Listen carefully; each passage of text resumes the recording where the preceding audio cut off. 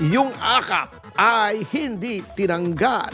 O, di ba? Sabi sa iyo mangangamote na naman tayo Kaya yung mga abogado na nakakaintindi na ito ay unconstitutional ay nanggagalaiti. Sapagkat may binito siya, totoo, pero ang binito lang niya ay 194 billion. Di ba dinidiscuss natin yung akap 350 around figure ko na hindi ko na eksaktuhin. May mga 230 billion for flood control. Kaya nga naging pinakamalaking budget ang DPWH when it was supposed to be education under Article 14, Section 5 ng ating konstitusyon. Yun na lang mali na. Akala ko yun ang ibivito niya.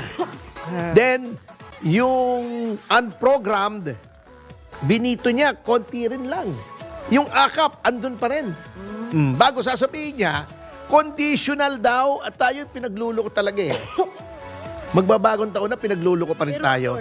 Conditional daw yung implementation ng AKAP subject to certain rules. Anong conditional implementation? Ando na yun sa budget. Anong gagawin mo ron? Ipamimigay niyo yun. Wag nilalansi tayo. Sasabihin nila, sige, hindi muna namin pa-implement yan. Lalagyan namin ng guidelines. Ipamimigay din yan, maniwala ka't dili. Alam niyo kung bakit? Kung hindi sila mamimigay ng kwarta, talo na silang lahat. Sa lahat ng kabulastugang ginagawa nila. Dadaanin lang nila sa pera. Katulad ng ginawa nung pamahalaang Aquino doon sa Dingvaxia. Kung alam nilang hindi sila popular, matatalo si Marrojas, December 30 rin yun, alam ko, 29. Basta yung last working day ng taon, 2015, doon nila pinirmahan yung Dingvaxia para maipamahagi nila noong 2016 election year. At ito proven ito. May testimonya nito sa Senado.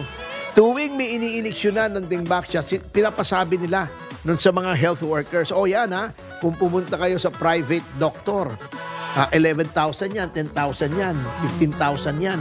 Pero dito sa pamahalaang Aquino ay libre. Anong nangyari? Alam nyo, very simple lang kung anong nangyari dun sa Dingvaxia. Ganito po yan. Yung Dingvaxia kasi, kung nagkaroon ka na ng dengue, okay Hindi ka, okay. Pero kung hindi ka pa nagkakaroon, madadamage. Dapat, ito ay sa doktor. Kaya yung sinasabi nila, may justification sila dyan, sabi nila, sa Singapore nga, binigay yung Dingvaxia bago sasabihin yung masama yung Dingvaxia. Hindi po namin sinasabing masama yung mismong Dingvaxia. Ngunit, sa lahat ng mga countries kung saan inimplement ang Dingvaxia, doctor-based. Ano yung ibig sabihin? Pupunta ka muna sa doktor, i-examinin ka muna, saka ka bibigyan ng Dingvaxia. Kaya sa kanila, konti lang ang binigyan kasi may proseso. Pupunta ka muna ng doktor. Dito, indiscriminate. Lahat tinurukan ng Dingvaxia. Pero mo summer break na, summer vacation na, pinapunta pa yung mga estudyante, pinabalik sa kanilang mga eskwelahan para turukan. At sa dami ng Dingvaxia, milyong-milyong doses ng Dingvaxia ang kinuha, ang in-order. Bilyong-bilyong piso. Hindi na nila malaman kung anong gagawin sa Dingvaxia kasi wala nang enough students na maturukan kasi nga summer vacation. Yung iba ayaw bumalik. Yung iba nagbakasyon sa probinsya. Pati mga pulis tinurukan nila. Pati mga kung sino-sino na lang tinurukan na, naghanap na lang sila ng tuturukan ng Dingvaxia at masisira yung bakuna. Ganon ang nangyari dyan. Ano nangyari? Daan-daan ang namatay. Ang problema rin sa Pilipinas, nakakalimutan na po natin yung mga batang namatay dahil sa Dingvaxia at yan ay nakademanda na po. Kudos to the Public Attorney's Office led by Percy Rueda at sila, they were the ones who took the cudgels for the victims. Kasi kami po sa Citizens Crime Watch, bagamat tumulong po kami dyan sa pagdemanda doon sa ombudsman at ngayon ay nakasampa na dito sa Sandigan Bayan, kasama sina then Secretary ngayon ay Congresswoman Garin. Ay eto nga ang nangyari. Ang daming namatay. Hindi naman namin kaya, wala namang maraming abogado ang CCW. Kaya ang PAW ang nag-supply ng abogado para yung mga magulang na sila ay gusto nila ng hustisya para sa mga anak na namatay due to indiscriminate vaccination of Dengvaxia ay nakapaghain. Alam nyo, yan ang problema. Talagang, di ba, kahapon sinasabi natin yung parallelism between President Aquino and President Marcos. Di ba, yung walang plaka. Yung noy-noying, ngayon bongbonging. Oo. Yung hindi nagtatrabaho, anong gagawin natin? Oh, eto isa pang parallelism na wala silang pakialam sa kalusugan ng karaniwang mamamayan. Kasi hodak magsimatayan kayo diyan, Basta kami, may akap kami. Hindi bala na kayo mamatay, may 5,000 naman kayong ayuda. Yun ang philosophy. Kita mo? Oh my God. Zero pa rin ang PhilHealth. Zero. Hindi na bago. Yung akap, minentain nila. Bago, mas malaki pa rin ang budget ng DPWH kesa sa DepEd. Yan ang budget na pinirmahan ng ating Pangulo. Kunyari pa, may Consuelo de Bobo, akala nila bobo mga Pilipino, ibivito ko na 194 million. Alam mo, ang isa sa mga natanggal pala, ngayon ko lang nalaman, dito sa budget na ito, dahil binabaan nila yung budget ng DepEd, ito ay yung 10 billion na dapat ay computerization program ng mga public schools. Alam mo, tayo na nga ang pinakamababa sa comprehension sa test, among the lowest in the world. Pinakamahina sa math. Tinanggalan mo pa ng computer na hindi naman gagamitin para magpalayaw ang mga public school students. Ito ay teaching tool.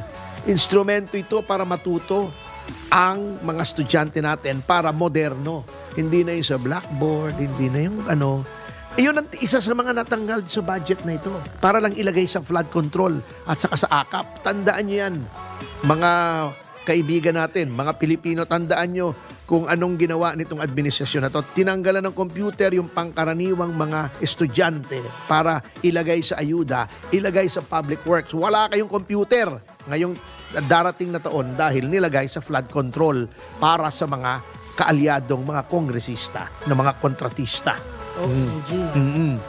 Ay nako, yan ang budget na pinirmahan. Sana yung mga abogado, katulad ni Atty. Vic Rodriguez, maraming abogado kayo nang bumanat yan kasi kayo yung nakakaalam yan hindi na namin po kaya sa pribadong sektor.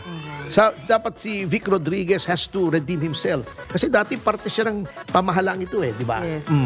Ngayon, ang stance niya ay oposisyon. Which leads one to think, kung siya ba hindi tinanggal, siya ba'y mag-oposisyon? Di ba sabi ni Rizal na pinagdiriwang natin yung kamatayan kahapon? Opo. The glory of saving the nation cannot be given to those who destroyed it. Kasama siya dyan sa administrasyon na yan At siya ay natanggal dahil may mga issue sa mga appointments, mga anomalya. Opo. Na alegasyon lang naman, hindi ko sinasabing totoo, pero meron na nababayaran yung mga appointments, etc. And then, nung tinanggal siya as executive secretary, gagawin siyang chief of staff, he tried to cling to power, gumawa siya ng memo na yung powers niya ay malawak pa rin. Hindi lang natanggap, kaya umalis siya. Di ba ga? Ngayon, opposition siya. I-redeem mo yung sarili mo. Try to prove that talagang you have the best interests of the people at heart. At hindi ka lamang nag-opposition dahil ikaw ay natanggal. Opo. Tama. Hindi bali si Trixie Cruz Angeles. Kilala ko yan. Yan talagang paninindigan yan para sa bayan talaga even before joining the Marcos government. At umalis siya kasi nga siguro hindi na niya nasikmura yung mga pangyayari. Mahirap din pala, no? Mahirap palang maupo sa gobyerno. Ay, oo, mahirap. Marami kang Oo. nalalaman kasi, diba?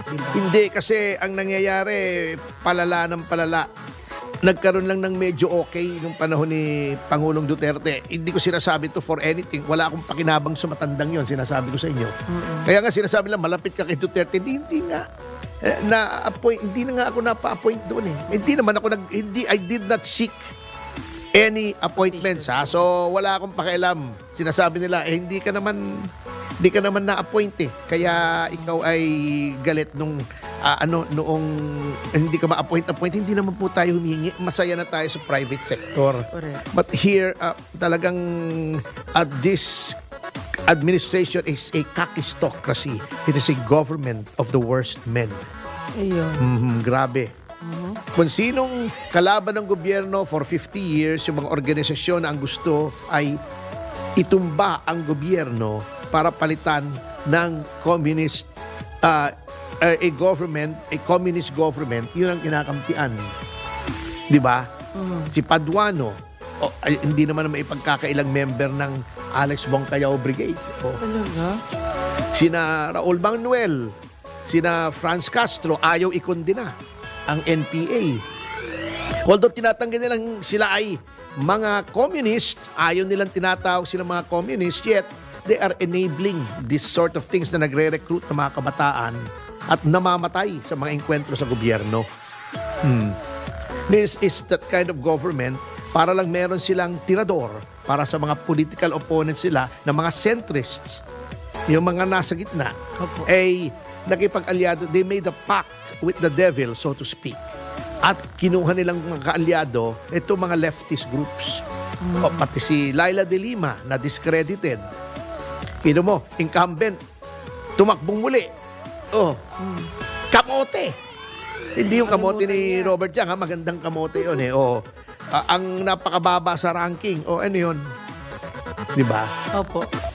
Pero sana maraming ayusin ang problema ngayon na by next year, ano man po yun, ay meron silang list ng mga proyekto na pambabago.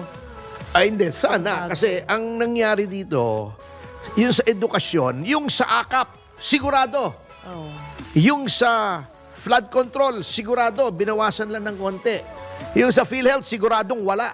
Bago sasabihin ni Pangulong Marcos, i-augment na lang natin yung education. Baka pa. Bakit ang uncertain ng edukasyon? Bakit na nagsuffer yung mga state universities and colleges? Bakit ang nagsuffer yung mga programa para ma-modernize yung edukasyon natin? Yun, baka pa. Baka lang. Yung AKAP, sigurado na. Pero attorney, Flood control, sigurado. Yung PhilHealth, siguradong walang subsidy. Kabote.